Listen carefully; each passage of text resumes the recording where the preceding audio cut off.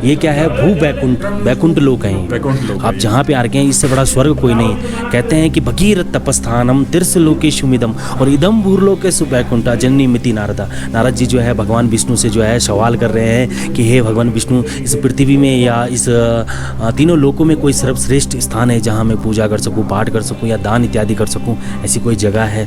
तो वो कह रहे हैं कि भगीरथ तपस्थानम तीर्थ लोकेशुमिदम। अगर तीनों लोकों में कोई अगर सर्वश्रेष्ठ स्थान है तो वो ये राजा भगीरथ तपस्थली है। पुराण कहते हैं कि यत्र गंगा च यमुना यत्र चैव सरस्वती तत्र स्नात्वा च पीत्वा च मुक्ति भागी न संशयः।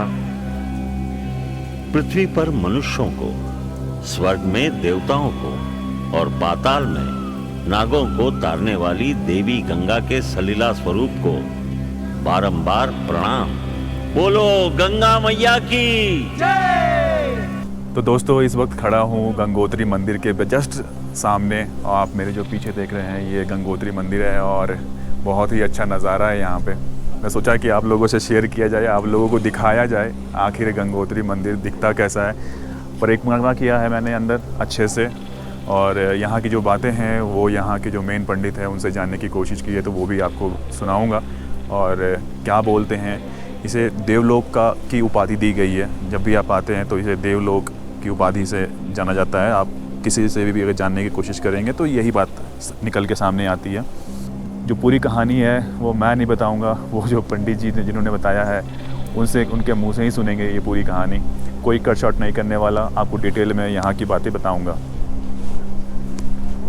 एक तरफ भगवान जी की गंगोत्री माता के मंदिर है और दूसरी तरफ इधर कार्यालय है, जिधर आप अपने धर्म पात्र वगैरह, आप कुछ दान वगैरह करना चाहते हैं तो भी कर सकते हैं। हर तरह की जो मूर्ति है वो आपको यहाँ मिल जाएगी, क्योंकि ये देवलोक है और देवलोक मतलब हर भगवान की दर्शन।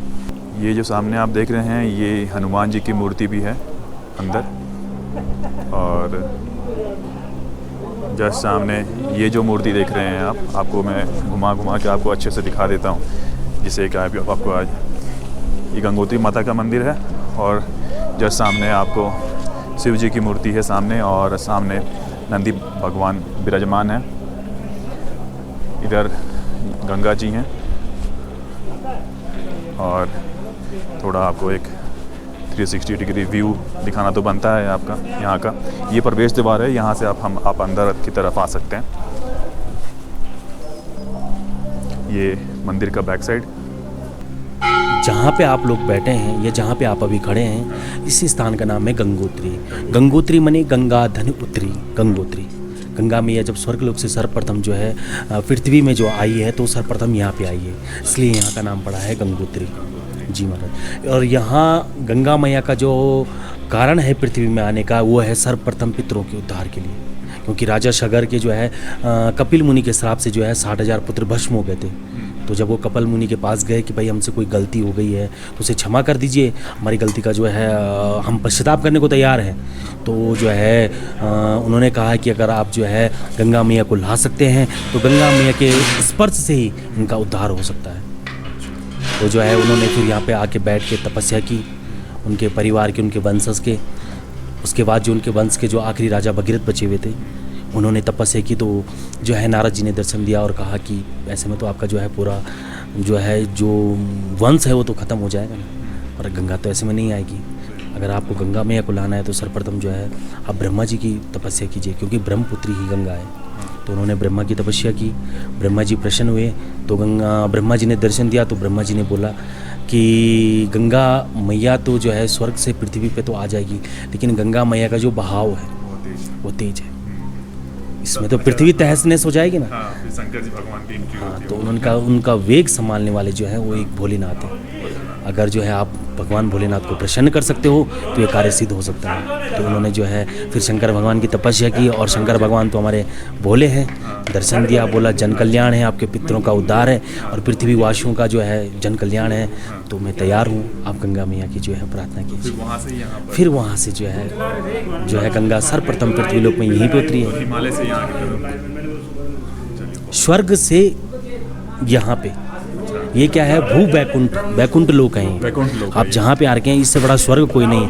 कहते हैं कि भगीरथ तपस्थानम तीर्थ लोकेशुमिदम और इदम भूर्लोकेशु बैकुंठा जननी मिति नारदा। नारद जी जो है भगवान विष्णु से जो है सवाल कर रहे हैं कि हे भगवान विष्णु, इस पृथ्वी में या इस तीनों लोकों में कोई सर्वश्रेष्ठ स्थान है जहाँ मैं पूजा कर सकूँ, पाठ कर सकूँ या दान इत्यादि कर सकूँ, ऐसी कोई जगह है?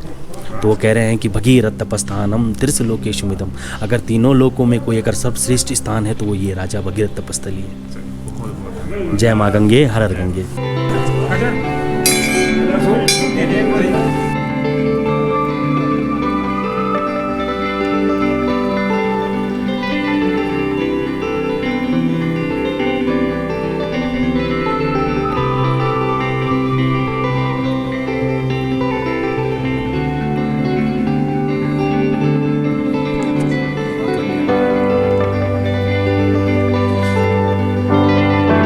देखिए भैया, जहाँ आप लोग हम बैठे हैं, ये जो दिव्य शिला है ये राजा भगीरथ की है।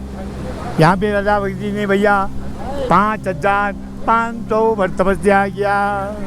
क्यों किया? पितरों के उद्धार के लिए।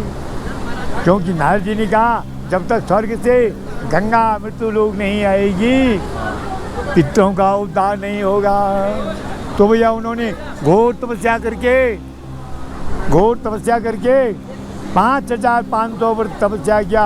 भैया जो ये माँ जल रूप में है वो कैसे हुई? स्वर्ग में देवता लोगों की मीटिंग बैठी थी, उसके बीच में भगवान शंकर तांडव नृत्य करने लगे। भगवान विष्णु आनंद हो गए, गदगद हो गए हैं। उनका जो पसीना निकला विष्णु चरण पादुका, वो पसीना भैया चरण में आ गया। ब्रह्मा जी ने कमंडल पकड़ लिया। ये माँ गंगा भैया स्वर्ग में ब्रह्मा जी के कमंडल में रहती थी। जब इस मृत्यु लोक में घोर तपस्या हुई तो ब्रह्मा ने बोला, हे बेटी, हे गंगा, मृत्यु लोक चले जाओ। हाँ, मृत्यु लोक में भगीरथ राजा घोर तपस्या कर रहे हैं। जब तक तेरा जल नहीं है पितरों का उद्धार नहीं है। तो ये देखिए मंदिर का पूरा व्यू यहाँ से बहुत ही क्लियर दिख रहा है। तो एक 360 डिग्री व्यू तो बनता है।